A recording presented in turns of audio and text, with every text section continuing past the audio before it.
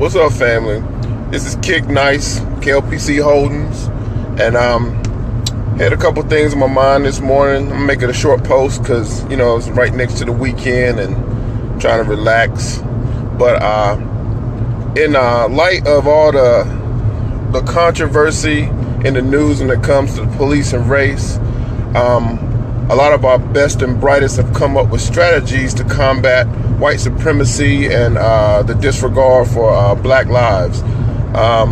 One strategy that's been employed all over the nation is the economic empowerment principle, what I like to call, what Dr. Claude Anderson likes to call powernomics. It's about hitting people in the pocket. I heard Ricky Smiley the other day on his podcast talk about this, and also a lot of rappers went to Houston to put their money into black-owned banks, and that's kind of taboo in the black community, putting their money into institutions that aren't backed by white power and white dollars. But this economic power principle makes people wake up. And on the other side of that, I like to talk about something that I call men losing money, MLM. Some people commonly refer to it as multi-level marketing.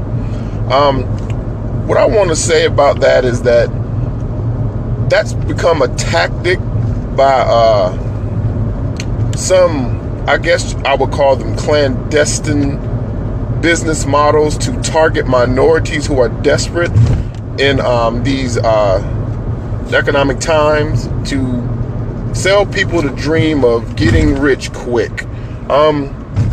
In a capitalistic society, we tend to want to make a dollar as fast as we can, and if you sell somebody the dream of being rich, they're more than likely to follow you, because they want to know how you made your money. If you can put off the impression that you're rich and successful, people can gravitate toward that. So with MLMs, or men losing money, they operate off of something called a sunken cost fallacy. That means that if you invest your money in something, you will spend the rest of your energy and more of your money trying to recoup that initial investment. This is a common tactic used with pyramid schemes, multi-level marketing firms, or whatever they want to call it. And they basically, what they do is that they have you trade your reputation for pennies, or the prospect of having discounts on certain products. And I've studied these multi-level marketing scams, and technically, since you get a product for your initial investment, it's not too heavily scrutinized by the SEC. But that's therein where the fallacy lies. It's only fraud if you don't get value for your investment. And technically, these people, they will have you invest in discontinued products or services that aren't needed, and you'll end up, instead of becoming the entrepreneur that they tell you that you're going to become, you become their customer. So that's a scam that we've seen on many different levels of business and many different levels of capitalism. But a lot of people, when they are sold the pipe dream of becoming independently wealthy, they will adhere to the sunken cost fallacy, or the anecdotal fallacy. The anecdotal fallacy tells an investor or a mark that just because one person succeeded, that means that success can be granted to all those who surround themselves around that.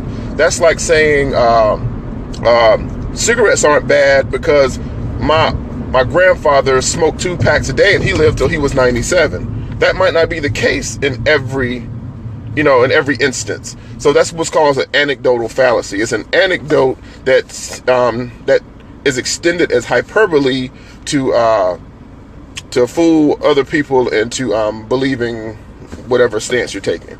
So with MLMs, or men losing money, we notice that these so-called businesses are targeting black communities, or communities of color, because they understand that they have to go to where the desperation is. They want that initial investment to become part of this group, which to me is very cultish, because they won't let you know anything about the business other than that you could be successful, which is usually a lie. They won't let you know anything about the business until you pay to get that information. So please beware of these different types of MLMs. I'm not going to call their names out.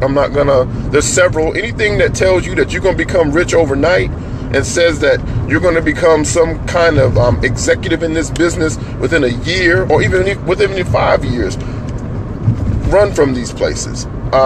There's no such thing as a quick buck in America. You have to work hard. That's what you do. I've been approached by several people, and I have to say that I always leave feeling like that person's reputation in my eyes has been sullied.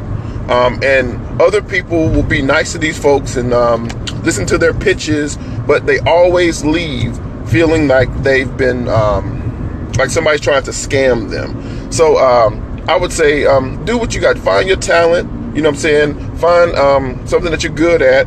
If you're good at working every day, going 9 to 5, ain't nothing wrong with that.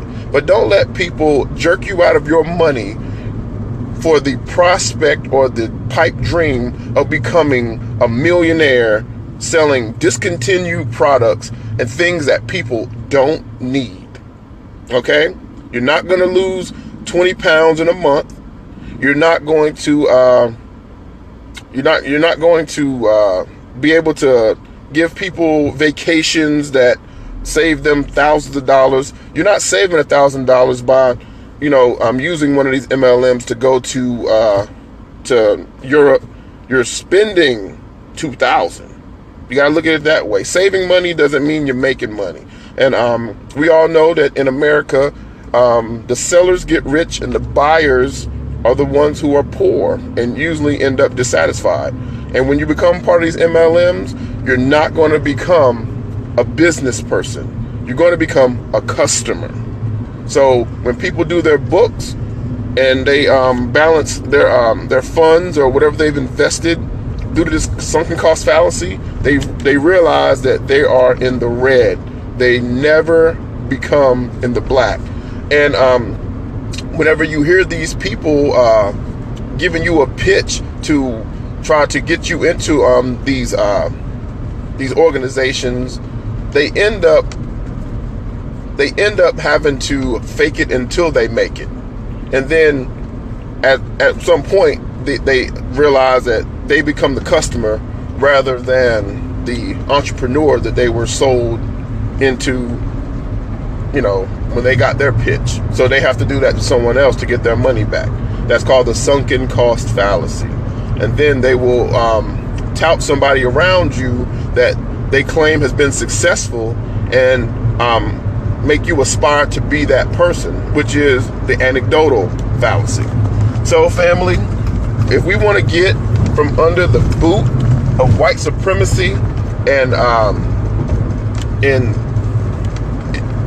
under the boot of being in a police state where they shoot and kill us with impunity, we have to get an economic base under us. That doesn't mean becoming a millionaire by scamming your fellow minority or a black person. What you need to do is encourage people to create businesses that enrich the community and provide a service or a product that we need in our communities. So, like I said, I'm gonna keep this short, and I want to encourage everyone, if you see somebody that's in a MLM or a man losing money scam, encourage them to just cut their losses and look to something that's more economically viable, like creating a lucrative business that will create other jobs, rather than the selfish notion that you'll become a millionaire off of the backs of other people when you're actually the one being scammed into being a customer for a product that you wouldn't have needed before. So remember, hard work is what brings prosperity. It's what brings weight loss, and it's what enables you to be able to take that vacation, so you don't have to worry about saving pennies on it. You'll be able to take that vacation comfortably.